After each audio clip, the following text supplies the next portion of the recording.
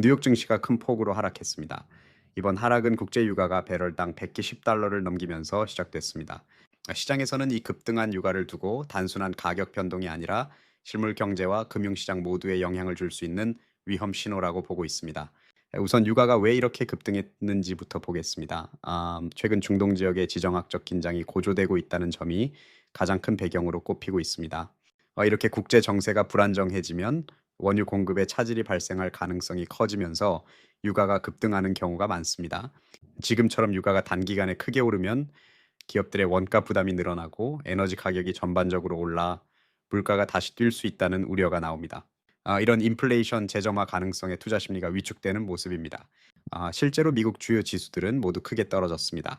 이날 다우지수는 전날보다 793포인트, 약 1.73% 하락했고 S&P 500은 1.67%, 나스닥은 2.15% 폭락했습니다. 특히 나스닥처럼 기술주 중심 지수의 낙폭이 더 두드러졌는데요. 이는 투자자들이 리스크가 높은 성장주에서 빠르게 돈을 빼기 시작했다는 신호로 해석할 수 있습니다. 여기서 조정장이라는 표현이 등장합니다. 조정장이란 주가가 최근 고점 대비 10% 이상 하락할 때 사용하는 용어인데요. 이날 다우지수 역시 조정 구간에 들어섰습니다. 이에 S&P 500도 고점 대비 9% 수준의 낙폭을 기록하면서 조정장 진입이 임박한 상황으로 보입니다. 그리고 이럴 땐 이러한 지수 하락은 단순히 그 숫자상의 문제가 아니라 투자 심리 전체에 영향을 주는 신호로 이해할 수 있습니다. 시장 투자자들의 공포감도 크게 높아졌습니다. 시카고 옵션 거래소 CBOE에서 집계하는 변동성 지수, 일명 월가의 공포 지수 BPIX가 이날 13% 넘게 폭등해 31을 기록했습니다. 참고로 BIX가 30을 넘긴 건 지난해 4월 도널드 트럼프 전 대통령이 상호관세 발표로 시장이 크게 출렁였던 때 이후 처음입니다.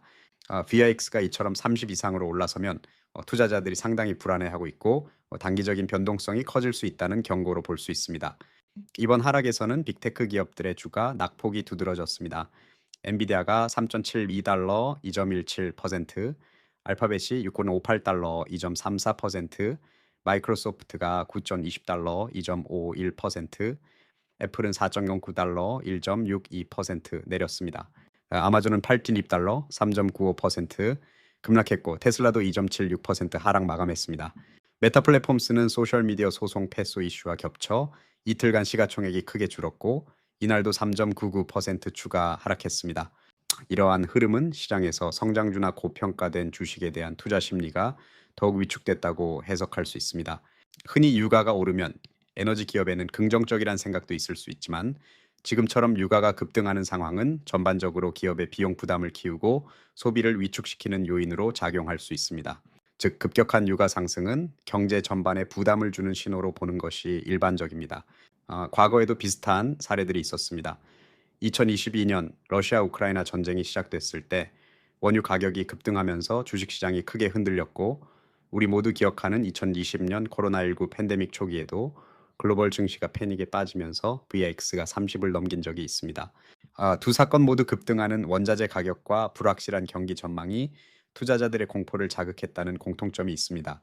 근데 이번 사태의 구체적인 전개를 보면 원유 가격 급등이 기업들의 생산 원가를 높이고 인플레이션이 다시 우려되면서 투자자들이 주식시장에서 돈을 빼기 시작했습니다. 주식 매도세가 커지면서 공포지수인 BIX도 덩달아 급등했습니다.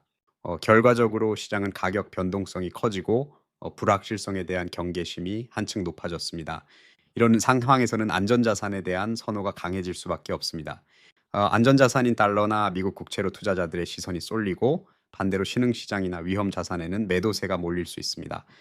또한 글로벌 환율에도 불안이 커질 수밖에 없고 투자자들은 현금 비중을 높이는 등 위험 회피에 나서는 경향을 보입니다.